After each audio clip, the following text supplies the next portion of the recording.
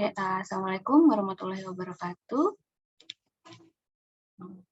Oke, pagi hari ini kita akan belajar tentang optimisasi geometri. Jadi apa saja sih yang akan kita pelajari, gitu kan? Terus kemudian tujuan dari kuliah pagi hari ini adalah mahasiswa mampu melakukan kalkulasi sederhana menggunakan metode komputasi berbasis ab initio. Jadi diharapkan nanti di akhir perkuliahan hari ini kalian sudah bisa melakukan kalkulasi sederhana. Nah, kalkulasi sederhana apa yang akan saya ajarkan? Yang pertama adalah optimisasi geometri. Kemudian yang kedua adalah nanti kalkulasi frekuensi. Jadi ini dua kalkulasi utama kalau kalian menggunakan program berbasis molekul. Nah, saya akan review lagi isi kuliah kita itu sebenarnya pokok bahasannya dibagi menjadi 3 pokok bahasan. Di komputasi material itu pokok bahasan pertama adalah teori dasar di FT. Di pertemuan 1 sampai 6 itu kita belajar khusus tentang teori-teori dasar tentang density functional theory. Jadi teori yang mendasari apa-apa yang ada di perhitungan yang ada di dalam piranti lunak. Jadi kita belajar Schrödinger equation, terus kemudian ada pendekatan Born-Oppenheimer. Kalau Born-Oppenheimer itu dia meniadakan gerakan inti. Jadi inti itu dianggap diam, jadi yang kita hitung hanya elektron aja. Terus kemudian Hartree-Fock method yang pertama, kemudian baru Hohenberg-Kohn, kita baru belajar tentang yang namanya density elektron, terus kemudian disempurnakan lagi oleh Kohn-Sum equation dan action correlation. Nah, di sini kita baru masuk ke density functional theory. Kemudian untuk piranti lunaknya itu ada 2, ada Gaussian 16, kemudian ada juga quantum espresso. Jadi beda dari 2 piranti lunak ini adalah yang satu memang molekul base. Jadi sistem-sistem seperti molekul itu dia pakai Gaussian 16. Nah, untuk sistem-sistem yang periodik, solid, surface itu pakai quantum espresso. Jadi kayak si Kevin itu kan nanti tugas akhirnya berkaitan dengan bulk atau surface, jadi pakai quantum espresso. Nah, untuk yang lainnya pasti lebih familiar dengan Gaussian. Nah, mereka memiliki basis fungsi gelombang yang berbeda. Yang satu localized, yang satu unlocalized. Nah, untuk studi kasusnya, kita nanti mulai dari atom, kemudian molekul, dan juga solid. Nah, untuk hari ini, nanti kita bahas tentang molekul yang paling sederhana, yaitu molekul hidrogen. Itu untuk review materinya. Nah, untuk materi hari ini, itu kalian bisa dapatkan di sini. Jadi, saya sudah meletakkan ada slide presentasi, terus di situ juga sudah ada buku. Jadi, kita pakai buku Forestman yang edisi yang kedua. Itu di bab 3 dan 4 ada geometry optimization sama frekuensi. Jadi, frekuensi calculation. Coba kalian scan, bisa nggak kalian akses?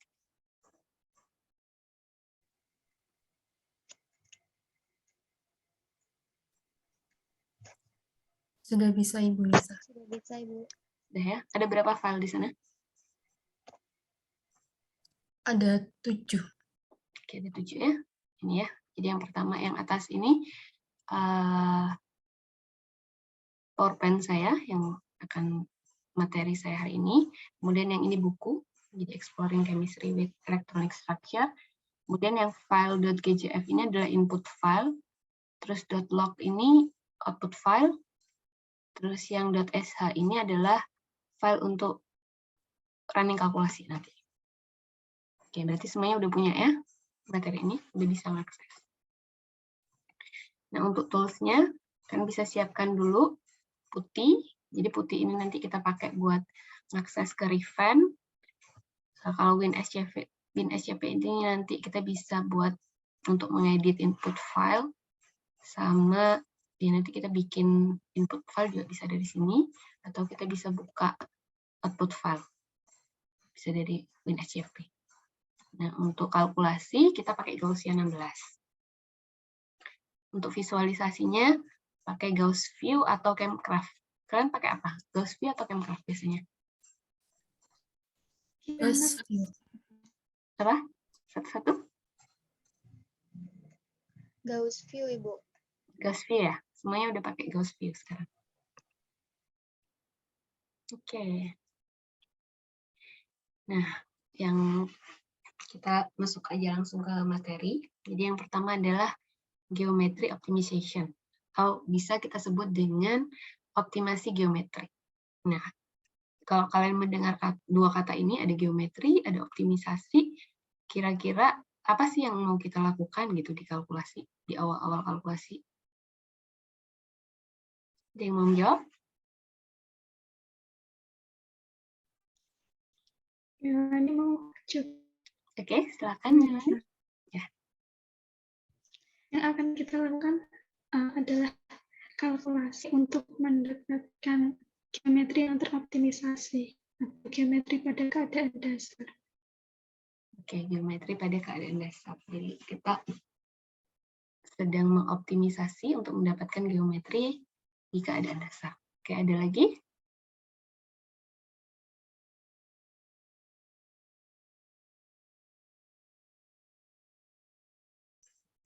Yang lain?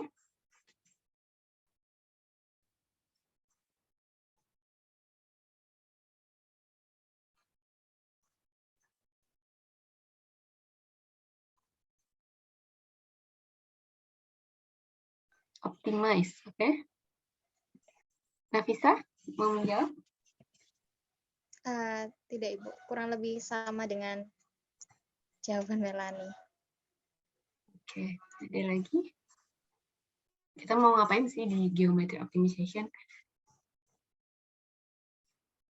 Di kata kunci geometri, optimisasi itu kita mencari sesuatu yang apa? Mencari sesuatu yang optimal, Ibu. Ya, oke, yang optimal. Optimalnya berdasarkan apa? Tadi sudah disinggung sedikit oleh si Melani. Berdasarkan ground state, keadaan dasar. Kita sebut dia ground state, kenapa? Karena dia memiliki apa?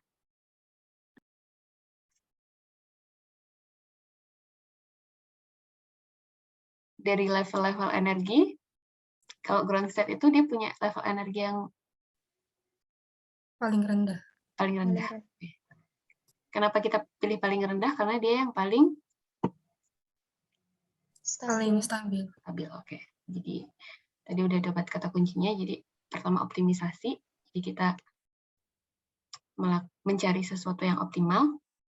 Nah, geometri yang optimal itu yang seperti apa? Yang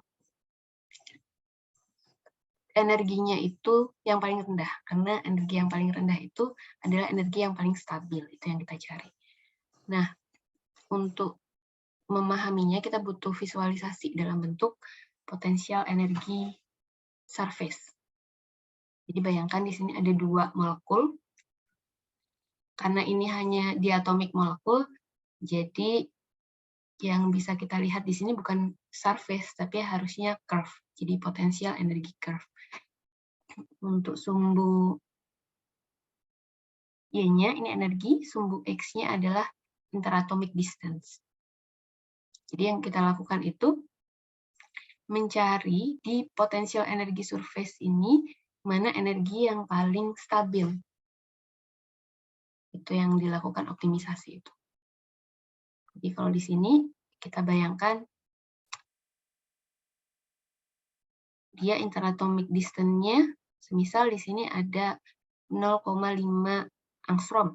Jadi dia dekat sekali, itu dia repulsif. Jadi ternyata atom itu kalau semakin dekat dia repulsif. Terus semakin jauh dia akan ada gaya atraktif. Sehingga dia bisa berikatan. Tapi kalau kita tarik lagi, di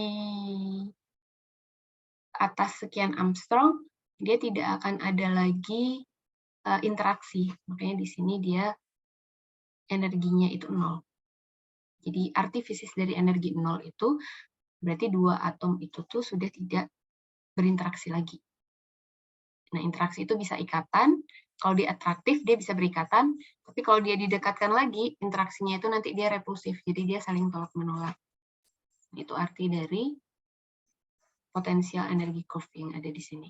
Jadi yang kita cari itu yang di sini, yang paling stabil. Ini kan dari energi, dari sumbu Y ini, yang paling rendah, yang paling minimum energinya kan di sini. Itu yang kita cari di optimisasi geometri itu. Jadi nanti kalau kalian input filenya di sini, kalau terlalu dekat, nanti oleh program Gaussian akan dikalkulasi, dia akan menuju ke titik minimum di sini. Atau kalau kita di input file, tebakan kita agak jauh, nanti akan disesuaikan. Ini adalah titik yang minimum. Hasilnya harusnya nanti di sini untuk yang optimis geometri. Nah, ini untuk diatomik molekul. Bagaimana kalau molekulnya banyak? Polyatomik, jadi lebih dari 2 molekul. Nah, itu kita punya potensial energi surface. Kalau tadi kan gampang, di sini cuma ada udah satu minima aja. Tapi begitu kita punya banyak molekul, terus potensial energi surface-nya itu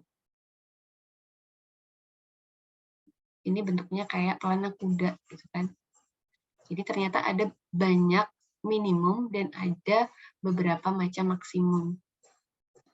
Jadi ada lokal minimum, ada global minimum, terus ada lokal maksimum sama global maksimum.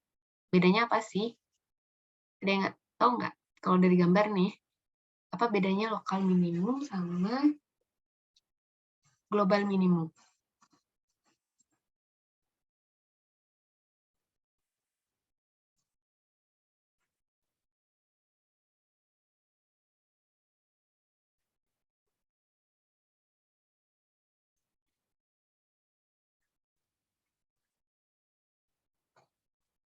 Kira-kira kalau kita optimisasi geometri, kan kita ingin mendapatkan energi yang paling rendah, kan ya? Berarti yang paling minimum. Itu yang butuh kita cari yang global minimum atau yang lokal minimum?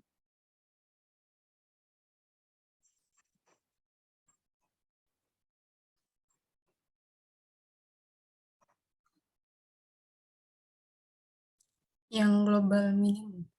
Global minimum. Ada lagi?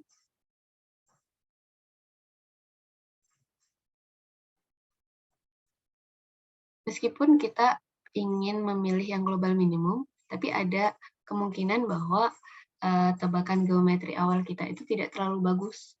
Jadi begitu kita optimisasi, dia dapatnya yang lokal minimum.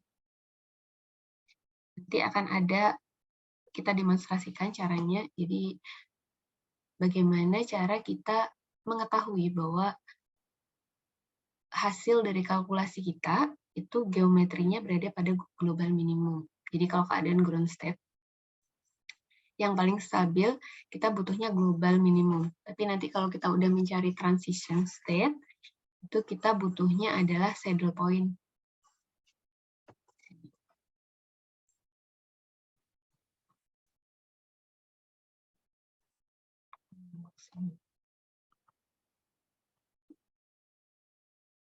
Oke, untuk optimisasi geometri sendiri, itu kita pakai keyword OPT. Nah, ini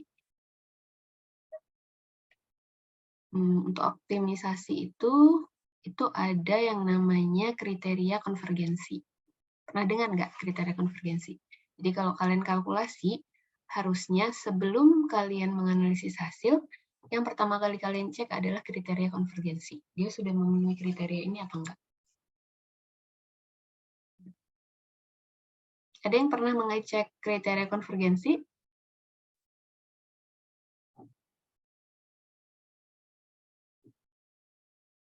Saya pernah, Ibu Nisa. Oke. Gimana dengan yang lain? Saya pun pernah, Ibu Nisa. Oke. Jadi ini penting banget karena dia mengetahui apakah hasil kita ini benar-benar konvergen apa enggak. Jadi di sini ada beberapa kriteria. Yang pertama ada cut-off-nya, terus kemudian root mean square, kemudian ada cut-off value-nya juga. Jadi yang keempat kriteria harus memenuhi keempat kriteria konvergensi ini.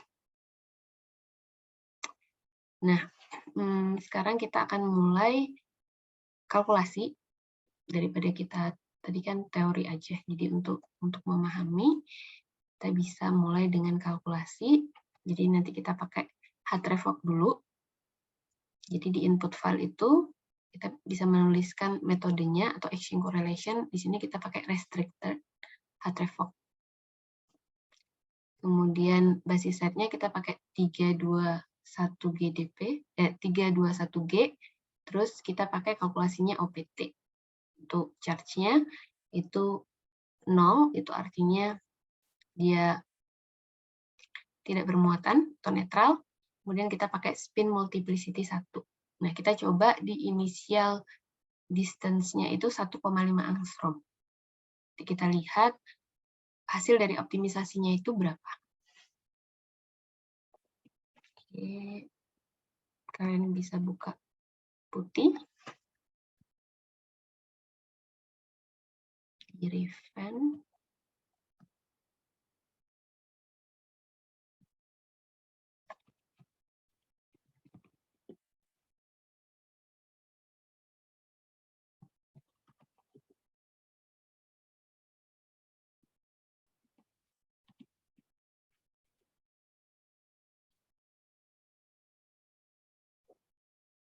Sudah bisa mengakses Riven? Sudah, Ibu Nisa. Oke. Sekarang juga bisa akses WinSCP.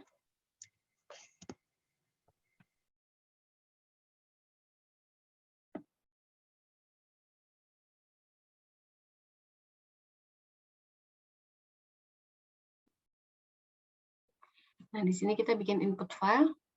Kalian bisa download dan pindahkan ke folder kalian masing-masing. Kalian bisa download file ini. Kemudian pilih yang H2 sama H2.sh.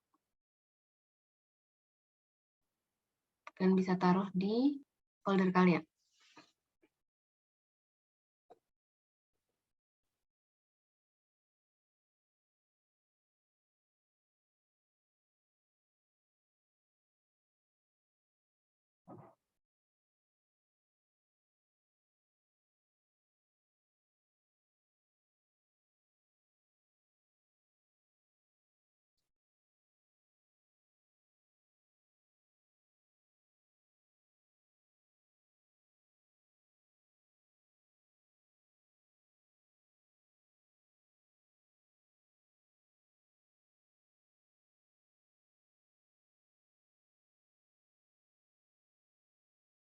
Sudah?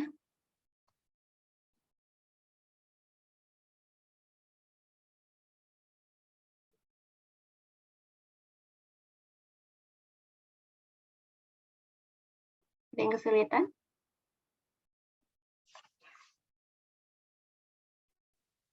Sudah, Ibu Nisa. Sudah ya? Nah, sekarang untuk tebakan awal, di sini kita pakai jarak antar atom hidrogennya 1,5. Ini adalah jarak dua atom sebelum teroptimisasi. Nah, kalau kalian lihat di sini, ini spin multiplicity, ini muatannya, ini spin multiplicity-nya. Kemudian saya atur jarak, ini kan X, Y, Z. Berarti Z itu dia jaraknya 1,5 angstrom. Ini di input file. Nah, sekarang kita coba kalkulasi. Sebelum kalkulasi, kita cek dulu yang H2.sh-nya. Sudah benar belum? Harusnya kalian ganti ini, folder ini. Kita ganti di H2.gcf. Kemudian yang home harusnya nama ini menyesuaikan dengan di mana folder kalian sekarang.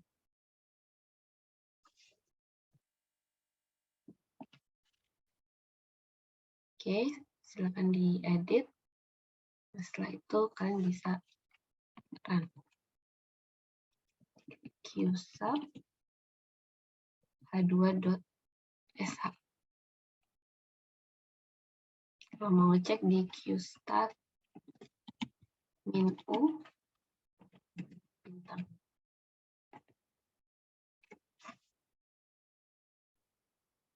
Oke, silakan kalkulasi.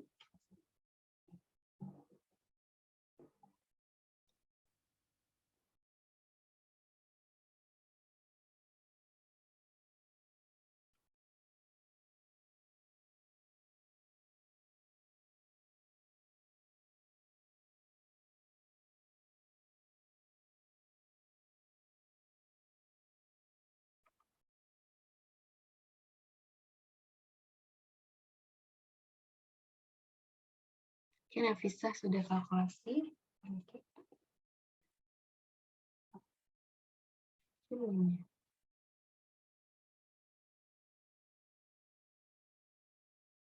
Yang lain sudah mulai kalkulasi? Masih proses, Ibu. Oke. Saya akan tunggu 3 menit.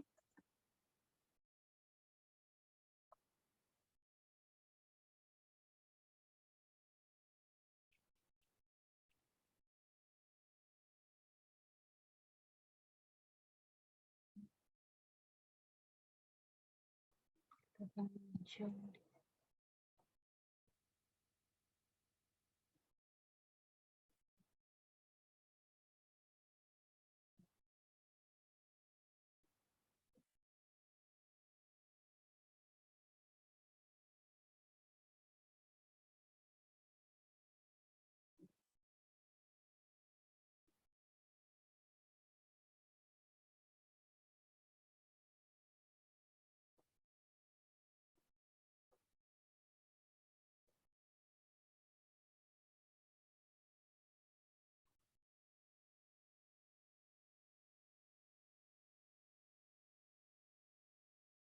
Ada yang mengalami kesulitan?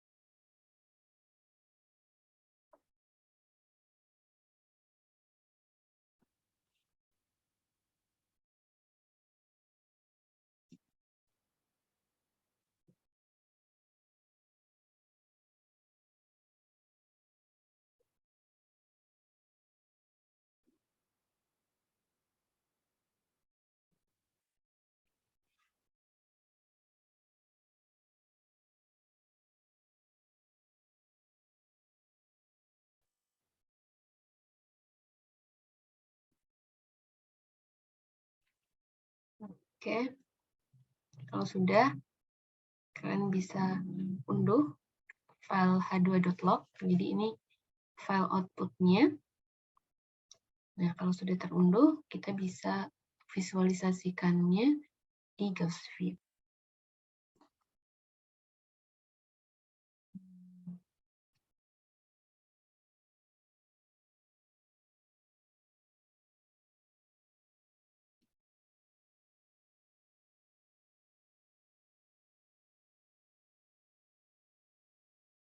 Kita bisa klik.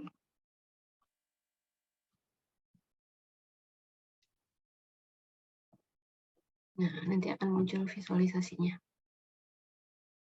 Mana sudah berhasil kalkulasinya?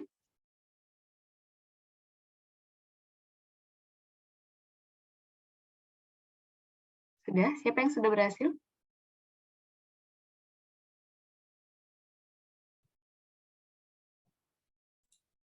Saya sudah, Ibu. Oke. Nanti Saya kalau sudah juga berhasil, sudah. biasanya ada puisi-puisinya. Di sini kan ya. Kalau kita lihat output filenya, kita bisa cek di sini apakah kalkulasi kita sudah selesai atau belum. Bisa di sini, normal termination. Berarti kalkulasi kita sudah selesai dengan aman. Nah, selanjutnya kita visualisasikan. Coba cek di sini berapa jarak atomnya. Kan tadi kita untuk tebakan awal tuh 1,5 angstrom. Terus kita masukkan ke Gaussian, kita bikin input file dengan posisi atomnya itu 1,5, kemudian kita kalkulasi. Nah, hasil dari optimisasi geometrinya berapa yang kalian dapatkan?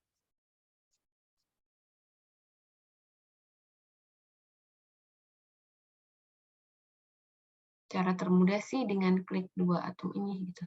Nah, di sini kalian udah dapat nilainya.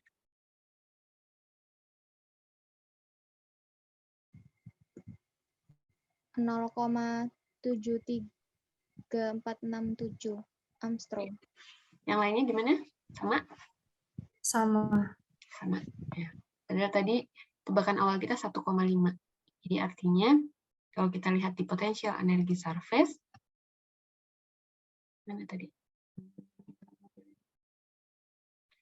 Jadi kalau kita lihat di sini, itu tebakan kita awalnya di sini, di sisi kanan. Kan dia lebih besar daripada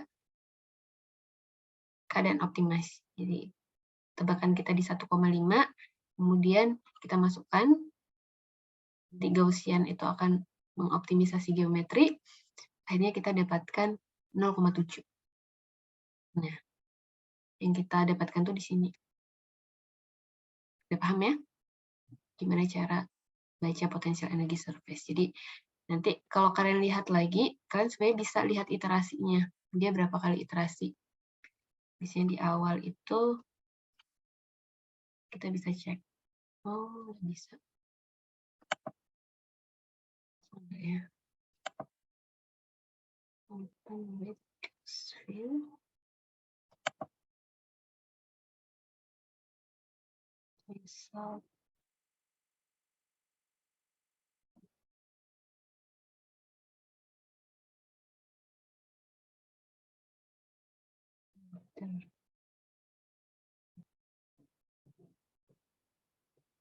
Jadi kalau kita pengen lihat dia berapa kali iterasi, itu nanti bisa. Nanti kita klik-klik. Kalau di Chemcraft, itu kan biasanya di sebelah kiri itu ada beberapa geometri sebelum teroptimisasi dan energinya. Nah, itu sebenarnya kita sedang seperti mencari yang paling stabil di sini. Jadi nanti program akan menghitung dari 1,5 ke bawah sini sampai dia menemukan energi yang paling stabil. Gitu.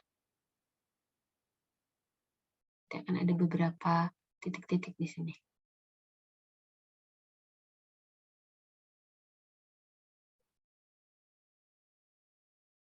Oke, dari sini ada pertanyaan? Belum berhasil.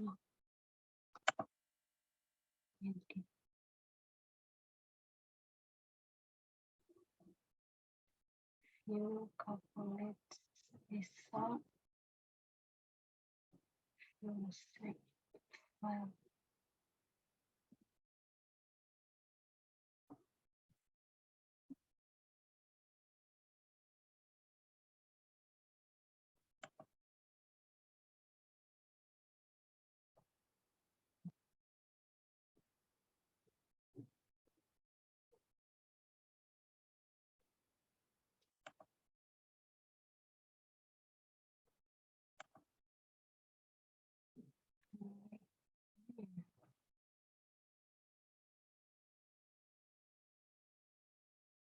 Oke, di sini ada pertanyaan?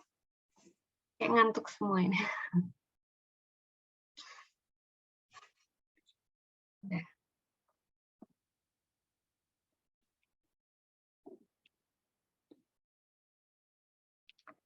Ada pertanyaan? Oke, kalau tidak ada, kita lanjut. Jadi kalau semisal kita menemukan kasus optimisasi yang sulit, itu gimana caranya? Yang pertama kita bisa pakai OPT rate force constant. Yang kedua kalkulasi force constant. Jadi FC itu force constant. Kemudian calc all, berarti kita menghitung semua. Nah, apa itu ketiganya? Coba kalian cek di buku Forestman halaman 47.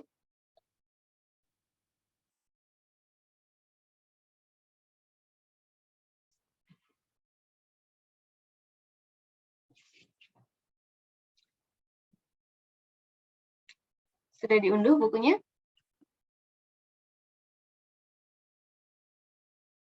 Sudah. Oke. Sudah, Ibu Jadi, Nisa. apa beda ketiganya? Mungkin salah satu aja yang OPT rate FC. Apa itu? Rate FC.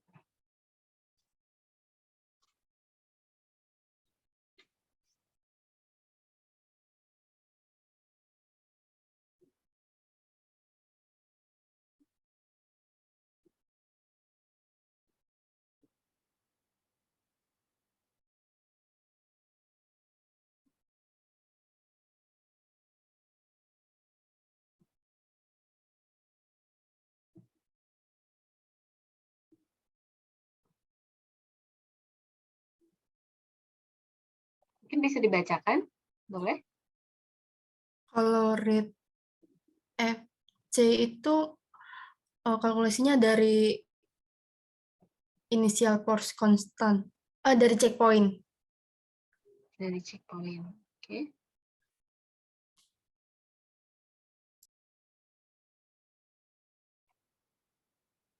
Jadi untuk rate FC itu dia akan menghitung force constantnya itu dari file CHK. Jadi kalau kalian tadi bikin input file, itu kan kalian generate file.chk.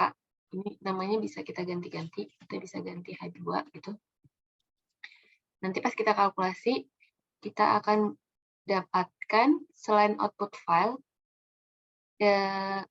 output filenya kan .log, file.log. Jadi kita juga akan dapat file CHK.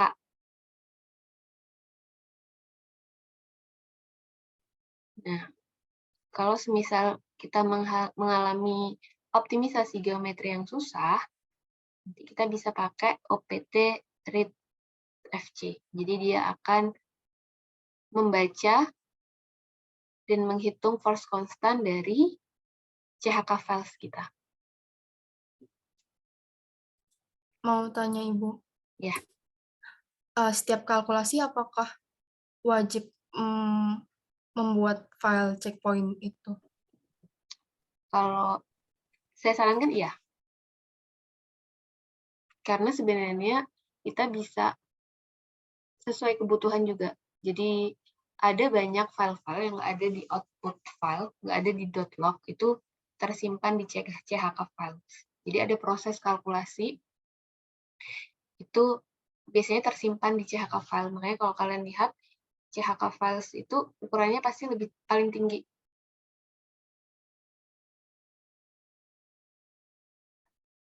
Kalau kalian cuma hanya butuh energi aja, analisis energi, mungkin .log aja udah cukup gitu.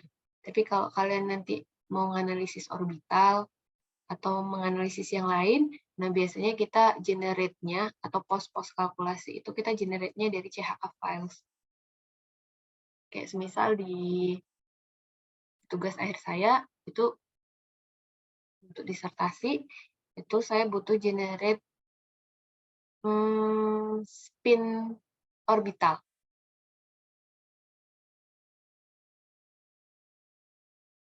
Jadi nanti kita ada script khusus gitu buat ngambil beberapa data dari CHK files. Atau biasanya kalau kita mau spesifik untuk orbital, kan kalau di .log nanti akan ada perintah khusus gitu kan untuk menampilkan molekular orbital. Tapi kalau misal kita cuma butuh orbit HOMO aja atau orbital-orbital tertentu, nah itu kita bisa generate dari CHK files itu yang beberapa file yang tidak tersedia di log file. Terus untuk kasus-kasus optimisasi yang susah gitu kan, kita bisa juga ngambil dari checkpoint file. Jadi saya sarankan sih iya. Cuman masalahnya kalau kita punya storage-nya itu rendah, ya berarti setiap kali habis kalkulasi kita harus ngambil CHK filenya, menyimpannya sendiri gitu. Dan menghapus di storage di Riven, jadi nggak penuh. Nah dia emang besarnya file itu paling besar di antara file yang lain. Apakah itu menjawab? Ya, sudah menjawab Ibu. Mohon maaf Ibu, izin bertanya, berarti memasukkannya itu harus manual ya Bu ya? Iya, jadi kita ada script-nya kan di awal di input file itu di baris pertama itu kita mau generate CHK files. Kalau yang ini nggak ada di punya Kevin, ya berarti kita tidak memerintahkan untuk membuat CHK file. Jadi opsional. Default-nya itu dia nggak ada. Jadi harus ada perintah khusus supaya dia ada. Tapi tujuannya CHK ini kan untuk memudahkan kan, jadi buat folder-folder khusus yang belakangnya setelah titik itu CHK itu kan terkoordinir gitu, biar nggak berantakan juga gitu. Biasanya kita standarnya sih selalu ada CHK files. Oke. Baik, paham. Terima kasih Bu. Oke. Halaman 47 ya. Kemudian yang selanjutnya untuk yang Calc FC, ada yang mau membacakan? Baca aja nggak apa-apa.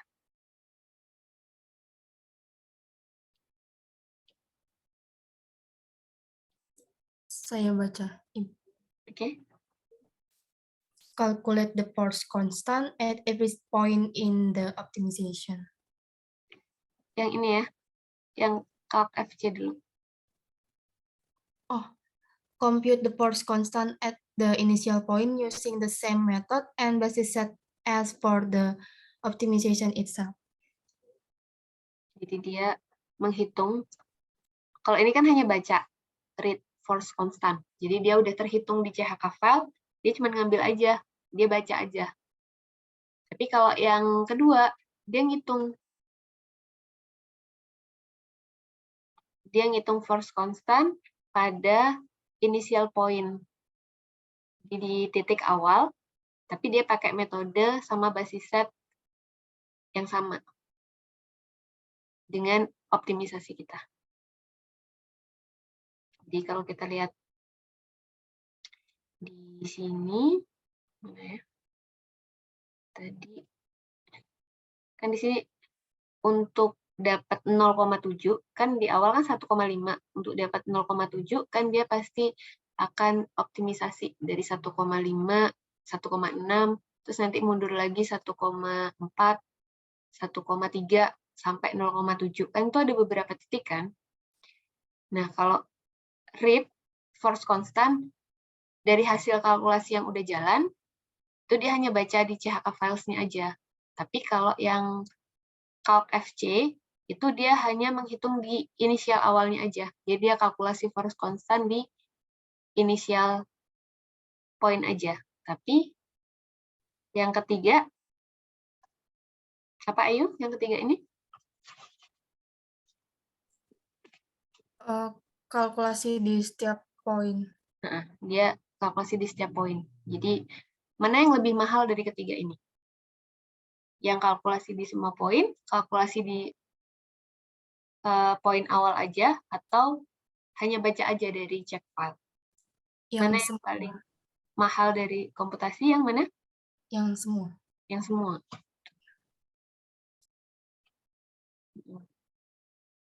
Jadi biasanya kita pakai yang paling cost komputasinya yang paling kecil dulu. Jadi kita read for constant dulu. Kalau dia nggak berhasil, baru kita naikkan ke CalcFC. Kalau susah, baru ke CalCol.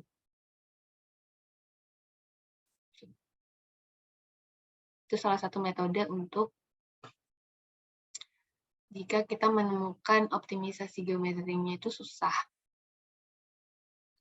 Ini yang ditawarkan di Gaussian-nya. Tapi kalau secara teknis, kalau kita mengalami kesulitan dalam mengoptimisasi geometri, gitu kan, apalagi kalau atomnya semakin besar, dia pasti akan semakin susah untuk konvergen gitu. Kalau initial input file kita, inisial geometri kita nggak bagus, tidak banyak pertimbangan, asal aja, itu pasti nanti banyak errornya, banyak yang nggak konvergen. Nah, cara teknisnya itu bisa pakai ini, OPT, 3 macam OPT ini, atau kita juga bisa perbaiki posisi geometri atom-atomnya. Jadi kalau bisa kita cari literatur dulu, posisi geometrinya gimana. Kayak benzen, ya logikanya dia harus simetri gitu, jangan yang asal naruh 6 atom sembarangan gitu, compang-camping. Nanti pas kita kalkulasi, si Gaussian-nya mabok dia, karena kita ngasal gitu kan bikinnya.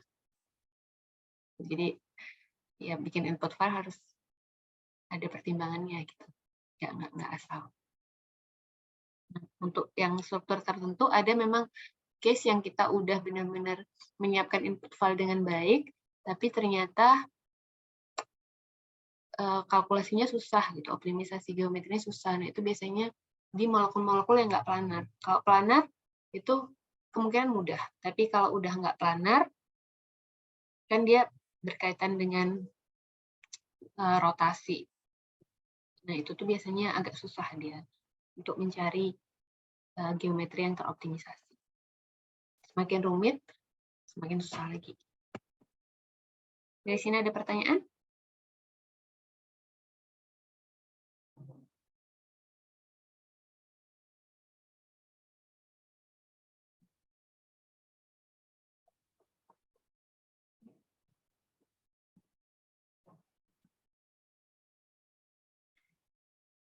Apakah sudah paham?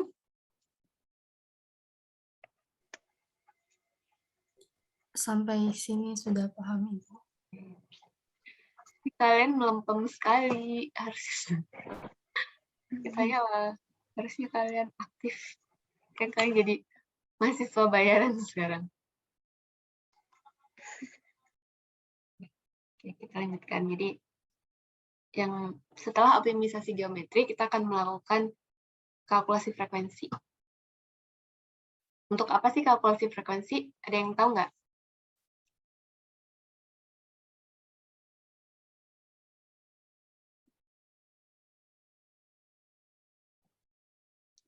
Oke, mungkin yang tadi belum bersuara, mungkin bisa tes suara dulu, bisa nyanyi dulu. Untuk menentukan frekuensi, Ya, frekuensi vibrasinya bisa. oke. Dan bisa di kalkulasi frekuensi ini juga bisa mengubah parameter seperti temperatur, tekanan, dan lain-lain. Oke, mungkin kan bisa lihat ke tugas akhir kalian. Kalian ngitung frekuensi nggak? Hitung. Oke, untuk masing-masing kasus kalian, untuk apa?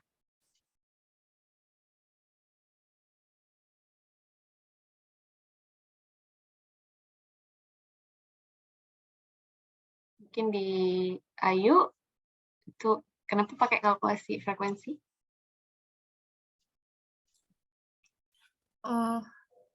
Pengen tahu,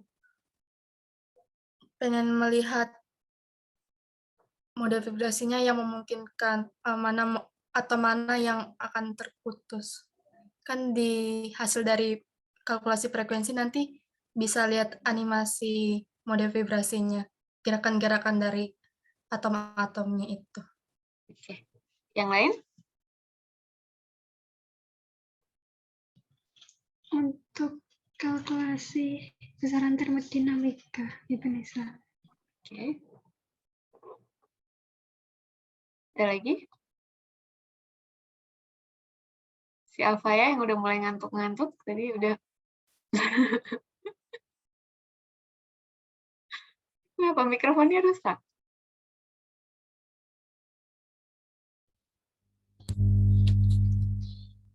Iya, Bu Nisa, untuk kalkulasi frekuensi besaran termodinamika.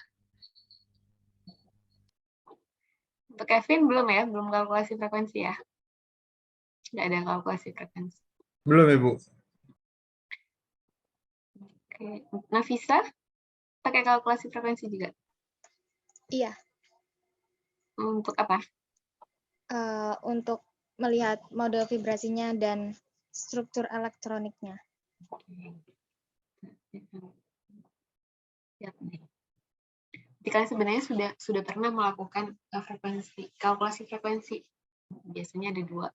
Kalau nggak untuk lihat mode vibrasinya, atau tadi apa? Untuk termodinamika. Nah, kalau berkaitan dengan optimisasi geometri, itu kan di sini dia disebut yang paling stabil atau yang paling rendah itu kalau force-nya itu 0.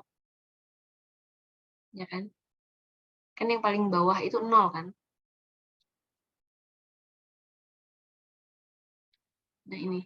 Jadi kalau gayanya 0, itu kita yakinnya dari mana kalau struktur itu berada di the most stable configuration. Kalau kalian lihat di PES tadi, kan ada lokal minima, ada global minima. Padahal yang kita pengennya si global minima. Gitu. Gimana caranya kita dapat yang global minima? Jangan-jangan struktur yang kita dapetin ini itu di lokal minima. Jadi dia minimum hanya di sekitar ini aja. Tapi kalau kita dilihat ke semuanya, dia bukan yang paling minimum. Nah, lokal minimum ini biasanya intermediate state. Kalau global minimum, dia bisa initial, bisa final. Kalau di reaksi kalian. Jadi dia bisa produk atau bisa reaktan. Padahal yang mau kita pengenin yang global minima. Kalau lokal minima kan intermediate state. Nah, itu caranya gimana? Kita tahu. Nah, kita harus paham nih. Bedanya yang pertama minima sama maksima. Karena dia itu cepung ke bawah sama cepung ke atas itu kan sama. Sama-sama F-nya 0. Ya kan? Di sini itu dia F-nya juga 0, di sini F-nya juga 0. Yang membedakan adalah nanti second derivatifnya. Kalau energi, first derivatifnya itu gaya kan? 0. Nah, untuk turunan keduanya itu paling penting karena itu bisa membedakan mana lokal minima, mana saddle point. Itu dilihat dari frekuensi yang biasanya kalian sebut dengan ada imajiner, frekuensi imajiner apa enggak. Jadi kalau dia positif force constant, itu dia akan menghasilkan nilai vibrasi frekuensi yang real. Nah, kalau dia negatif, itu dia akan menghasilkan imajiner, yang biasanya kalian lihat frekuensinya negatif. Jadi ini untuk, kalau untuk kasus optimisasi geometri, kalkulasi frekuensi itu dibutuhkan untuk mengecek, untuk memastikan apakah kalkulasi kita ini benar-benar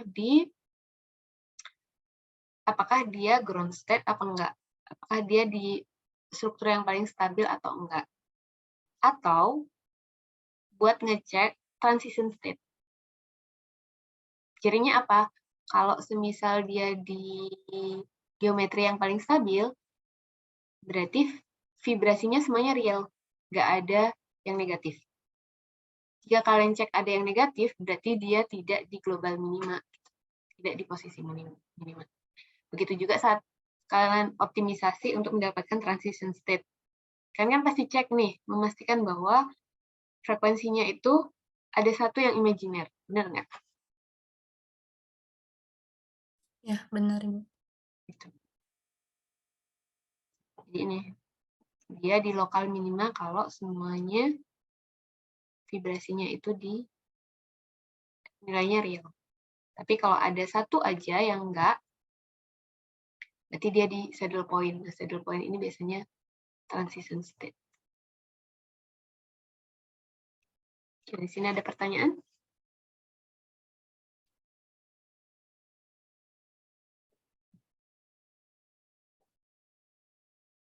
Jadi waktu kalian kalkulasi optimisasi geometri, yang pertama harus dicek tadi apa?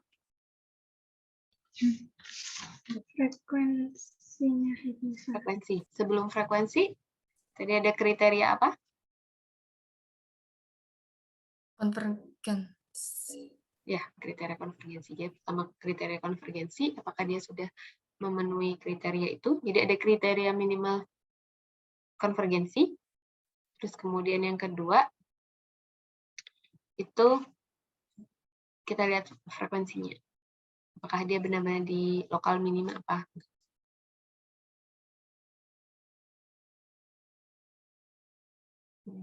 Nah, itu kalau kita rangkum, berarti emang gaya sama vibrational frekuensi itu sangat penting gitu untuk menentukan apakah dia di lokal minima atau di saddle point gitu. Kriterianya ada dua. Jadi kalau semuanya itu modenya real, berarti dia di lokal minima. Kalau ada satu aja yang frekuensinya yang imajiner, berarti dia di saddle point.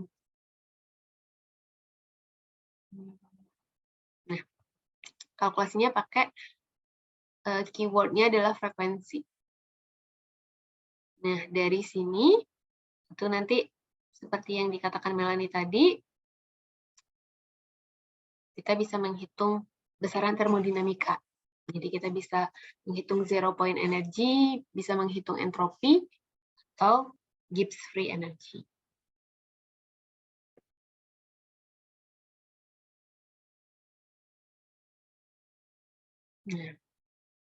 Nah, di frekuensi juga ada scaling factor sebenarnya. Jadi scaling factor ini kita pakai untuk menghilangkan systematic error pada kalkulasi frekuensi. Jadi yang namanya systematic error itu errornya pasti sekian persen gitu. Jadi kamu kalkulasi apa aja, jadi orang itu sudah punya database, terus kemudian dibandingkan dengan eksperimen, dia punya error yang sama gitu. Dia punya pola error. Itu namanya schematic error. Makanya dia ada scaling factor untuk frekuensi sama zero point energy atau thermal. Tapi yang dipunya itu hanya untuk ini aja. Metode ini aja. Jadi HF 321G itu kalau kita mau hitung frekuensi aja, itu scaling faktornya itu 0,9085. Sedangkan kalau kita mau ngitung ZTE, itu scaling faktornya 0,94. Jadi kita tinggal kalikan aja hasil kalkulasi kita. Misal kita dapat frekuensi 100, gitu. Kita kalikan aja sama scaling faktornya. Untuk memperoleh akurasi. Nah, yang di Gauss view itu baru ini aja.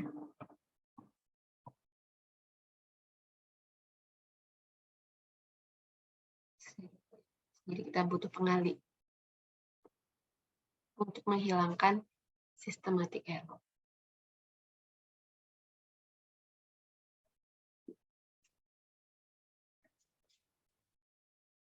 Dari sini ada pertanyaan?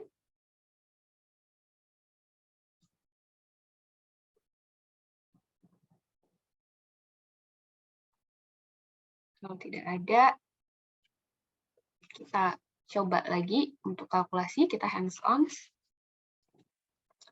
Nah, sekarang kita pakai yang file ini, yang H2 frekuensi.gcf.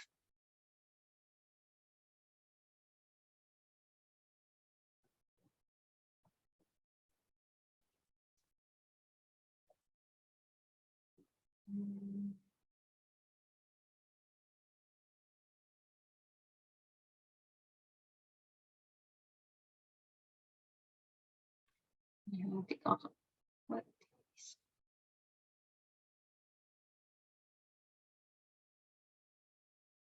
di sini kalian hanya menambahkan keyword frekuensi aja, frek.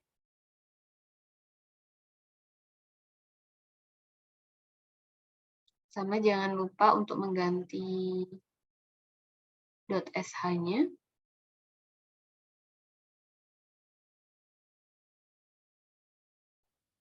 Tadi kan masih h2.gcf, kita bisa ganti frek.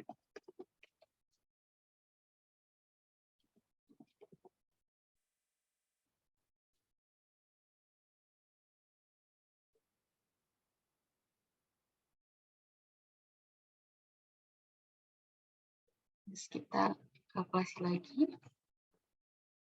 Oke, berhenti.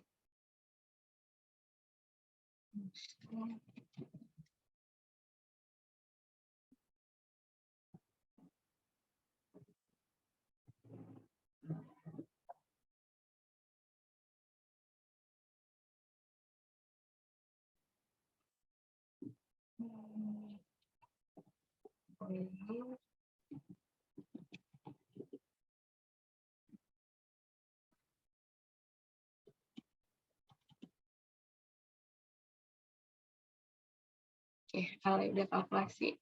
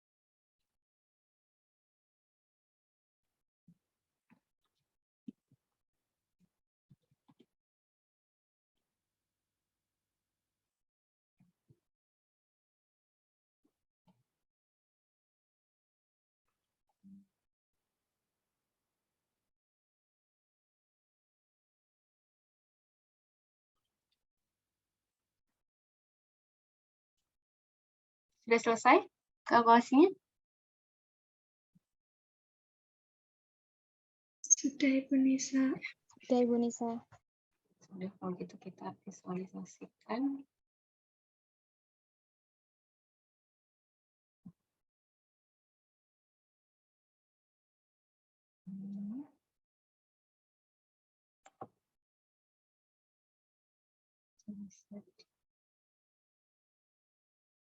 Kita bisa lihat di vibrasi.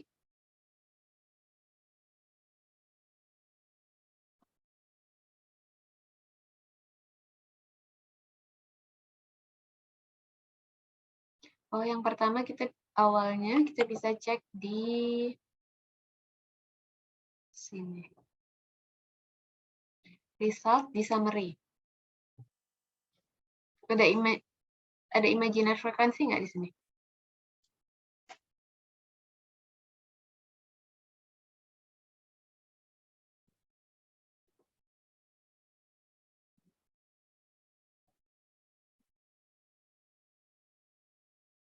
Tidak ada Ibu Nisa. Tidak ada kan yang kita sudah dapat di lokal minima. Nanti kalau semisal kalian di transition state, kalian bisa lihat di sini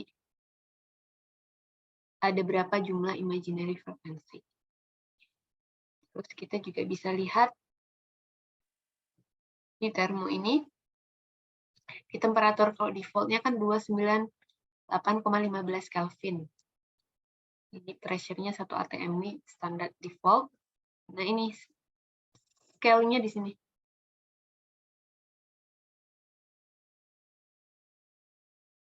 Kan tadi ada scaling factor. Nah, berarti nilai frekuensi yang nanti kalian ambil, yang nanti kalian lihat di vibrasi itu skalanya dikalikan 1.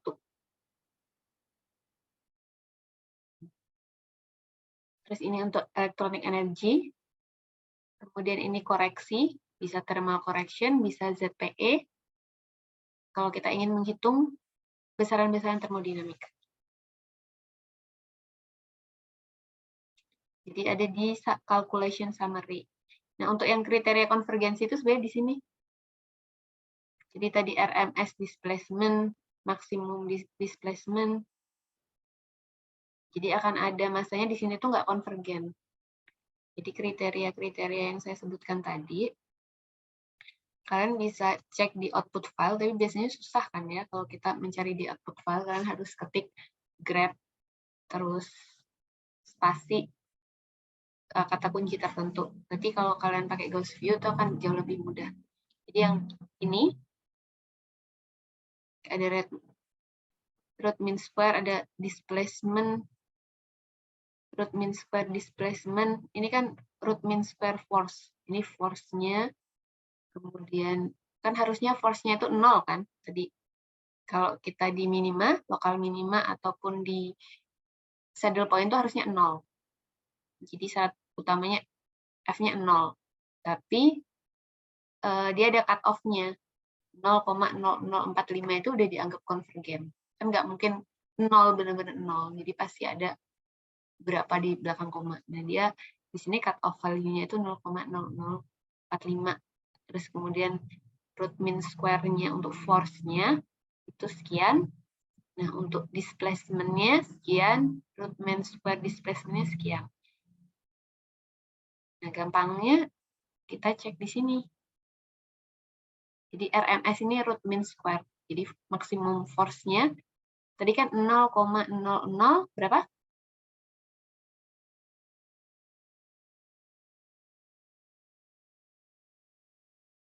Nggak dengar apa ya? Mikrofonnya nggak nyala. Jadi saya tidak mendengar jawabannya apa ya.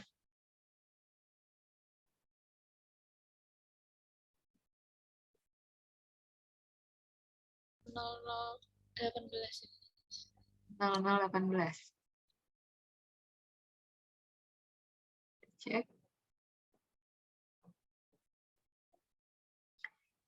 Bisa kasih bocoran. Saya bisa jawab? Oke, Ibu. Oke. Berapa? 0,003 Ibu Nisa. Kalau yang RMS force-nya?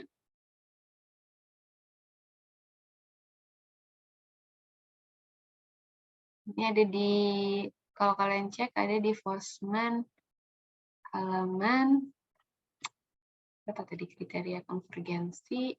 Nah ini, ada di halaman 41.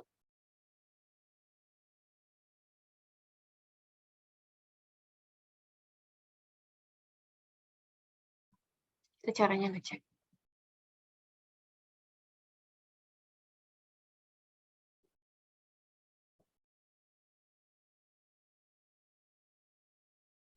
Jadi berapa maksimum force-nya? Kalau dia dinyatakan konvergen,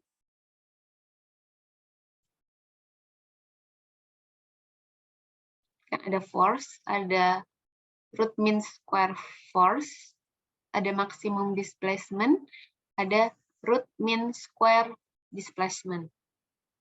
Ada 4 di sini. 0,00 45. Oke. Jadi dia karena di bawahnya itu dia udah convergence. Untuk yang RMS force yang lain?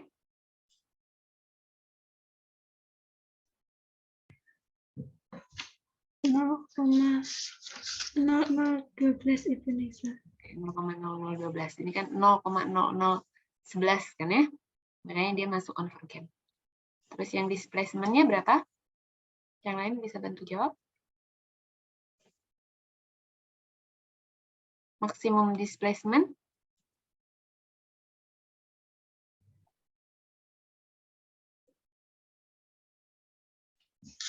Nol koma 0003. Oke, ini ya. 0,0011. 18. Terus yang RMS displacement?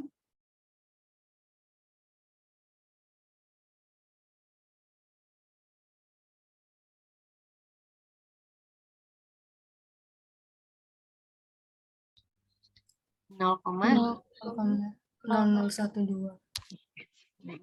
Jadi kalau kalian kalkulasi itu, kalian pernah nggak cek ini? Pernah. Karena ada beberapa kasus itu, dia, kalau ini kan kebetulan emang keempat-empatnya dia konvergen.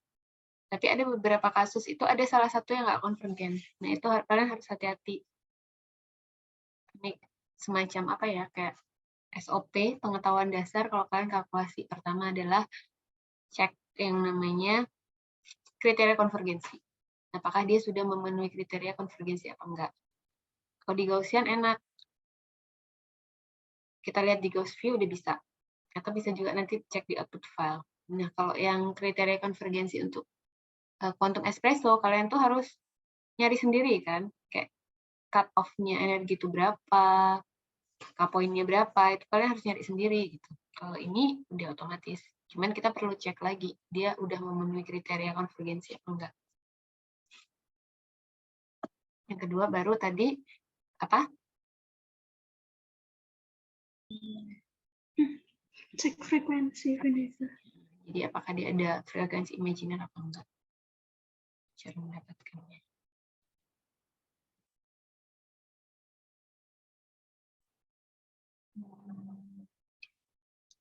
Terus kalau kita pengen emang mendapatkan hasil yang akurat, ya kita pakai scaling factor. Kalau tadi kita pakai HF, tadi kan HF 321G, berarti frekuensi yang kita dapatkan kita kali 0,9. Karena yang divisualisasikan di program ini, itu scaling factornya cuma 1. Jadi di sini ada informasi frekuensi scale by, ini masih 1. Jadi kita harus kalikan 0,9 tadi untuk mendapatkan, untuk menghilangkan schematic error tadi. Terus kita bisa lihat, nah karena ini molekulnya linear, jadi dia cuman punya 1 aja. Di sini deh, di vibrasi. Makanya dia hanya punya 1 aja. Nah, untuk molekul linear itu biasanya nggak punya infrared, dia punyanya Raman activity. Tapi kalau yang poliatomik, dia nanti punya infrared dan ada banyak mode vibrasinya. Nah, ini nanti informasi ini tuh penting buat orang eksperimen. Biasanya kalau di eksperimen itu yang terukur infrarednya. Jadi yang kita lihat pik-pik itu berarti sebenarnya bisa spektra. Nah, ini karena 1 aja, jadi cuman gini doang. Tapi kalau semisal kalian poliatomik gitu, nanti bisa muncul IR spektrumnya seperti apa.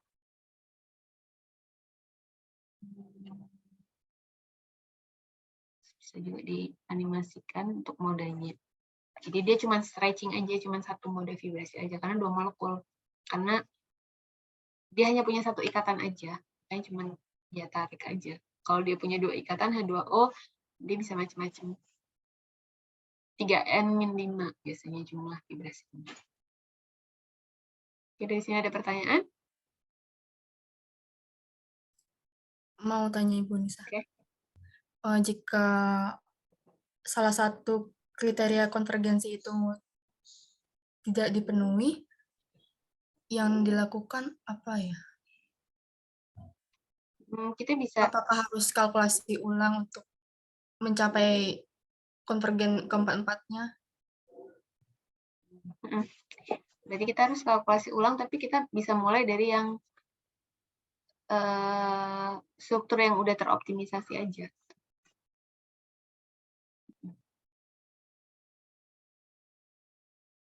Karena kan sebenarnya biasanya sih dia sudah mendekati struktur yang udah optimum, cuman memang kriteria konvergensinya masih kurang, jadi ya butuh dikalkulasi ulang. Makanya untuk kalkulasi awal itu jangan pakai frekuensi dulu, karena kalau kamu langsung pakai frekuensi, terus nanti kamu butuh kalkulasi lagi, itu kan nanti berat kan ya, lama. Jadi cukup aja OPT aja, jangan frekuensi. Ya, terima kasih Bu Nisa. Lagi?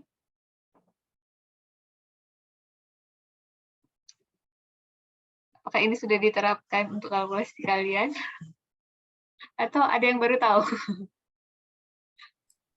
Dari awal selalu kalkulasi bersamaan dengan frekuensi Bu Nisa. Emang lebih efisien selalu sama frekuensi, tapi harusnya kalian bisa mendesain kalkulasi. Kenapa kalian ada tahap desain kalkulasi itu? Supaya oke lah kalau molekulnya dikit, kalian mau kalkulasi dibarengin frekuensi sama optimisasi itu nggak masalah gitu. Tapi kalau waktu kalian kalkulasinya pakai molekul yang besar, kalian harus mikir supaya tidak mubazir. Dan akhirnya kalau kalian mempertimbangkan tuh jadinya nggak ngawur. Jadi, oh ya, kenapa saya butuh misal kalkulasi 1 atom hidrogen. Kan nggak perlu frekuensi. Buat apa? Nggak perlu optimisasi. Buat apa optimisasi? Orang dia cuma 1 atom aja gitu kan. Di optimisasi dia nggak akan gerak gitu. Tapi kalau ada 2 atom, kan dia ada interaksi, makanya butuh optimisasi. Dia butuh kalkulasi frekuensi.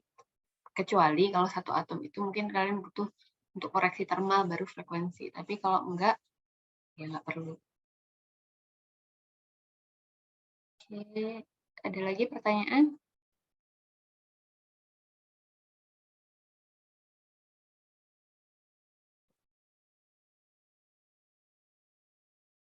Oke, kalau tidak ada, apakah sudah jelas semuanya? Untuk optimisasi geometri? Sudah? Sudah paham, Ibu? Oke. Insya Allah sudah Ibu Nisa.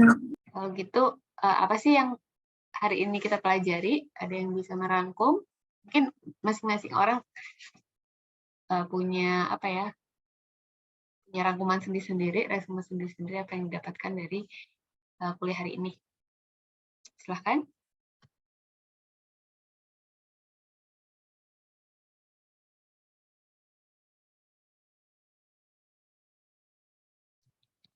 Oke, bolehlah. Lihat contekannya dulu. Yang nyatet dan yang pura-pura nyatet, bisa lihat contekannya dulu. Iya, Kevin. Pura-pura nyatet, Kevin. Tidak, Ibu. Menyampaikan Ibu Nisa. Ini Kevin izin berpendapat, Ibu. Menurut Kevin, dari optimisasi geometri ini langkah pertama yang harus diambil itu adalah mencari keadaan dasar. Setelah itu, setelah mencari keadaan dasar,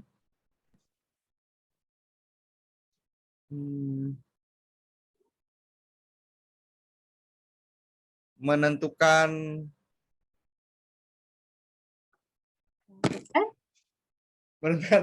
aduh, aku tadi lihat cuman lupa namanya. Oke. Kita akan kasih contekan menentukan apa?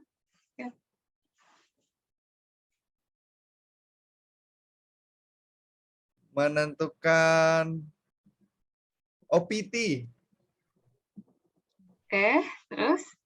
Nah, setelah itu nanti kelihatan grafik maksimumnya sama minimumnya.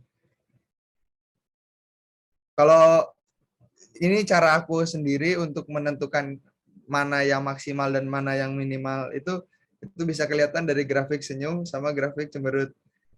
Kayak emot kan itu ya. Oke. Ada lagi, Kevin? Kevin seperti itu, Ibu. Oke. Yang lainnya? Apa yang didapatkan dari kuliah hari ini? Kirana izin. Melani izin. Oke, silahkan.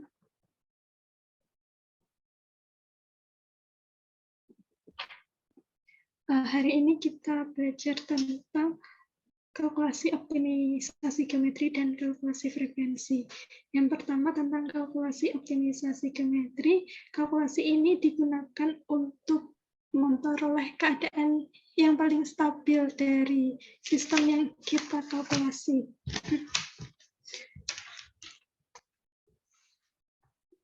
Tadi Ibu Nisa menjelaskan kalau misalkan kita melakukan kalkulasi optimisasi geometri yang sulit, ada 3 tahapannya. Yang pertama itu kalkulasi rate force constant, yang kalkulasinya membaca dari file.chk yang sudah ada. Kemudian urutan yang kedua itu kalkulasi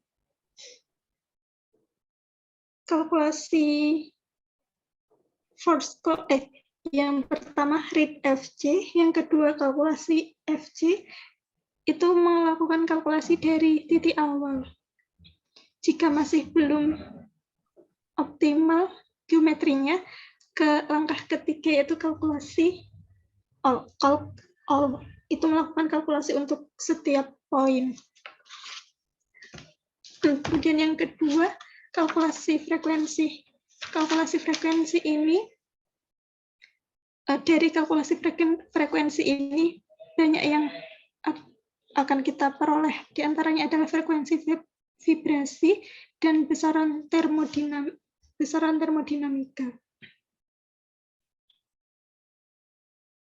Kemudian yang paling penting saat melakukan kalkulasi adalah mengecek dua kriteria, yaitu yang pertama kriteria konvergensi, dan yang kedua mengecek frekuensinya apakah ada frekuensi yang imajiner atau tidak. Begitu Ibu Nisa. Oke, terima kasih. Bagus sekali, Melani. Ada lagi, satu orang lagi yang bisa menyampaikan apa-apa yang dipelajari hari ini?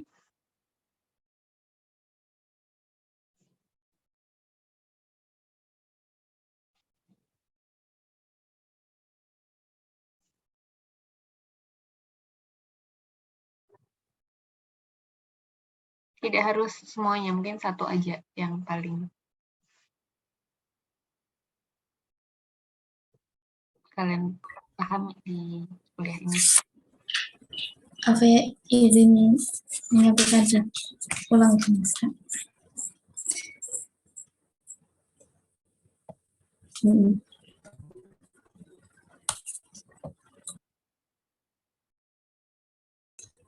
Ini gimana kecil? Oke, izin untuk menyampaikan Ibu Nisa. Ya, silahkan. Kalau sama lupa nggak apa. Baik, pada tadi telah belajar terkait optimisasi geometri manifold. Kalkulasi yang pertama yaitu adalah kalkulasi optimisasi geometri. Kalkulasi ini bertujuan untuk mendapatkan keadaan dasar. Geometri yang optimal itu ditandai geometri pada energi ground state. Kenapa yang dipilih energi ground state? Karena dipilih energi yang paling rendah. Energi yang paling rendah itu adalah energi yang paling stabil. Ya. Kemudian terkait optimisasi, ada 4 kriteria Yang pertama terkait force-nya, yaitu energi cut-off-nya minimal harus di bawah 0,0045, kemudian RMS-nya 0,003, displacement-nya 0,0018, dan RMS dari displacement-nya 0,0012. Kemudian terkait optimisasi ini ada 3 jenis, yaitu optimisasi rate FJ yang nanti akan menghasilkan file .chk, kemudian OPT kalkulasi FJ yang dilakukan hanya di titik awal, dan OPT kalkulasi O yang dilakukan di semua titik. Umumnya kalkulasi dilakukan untuk yang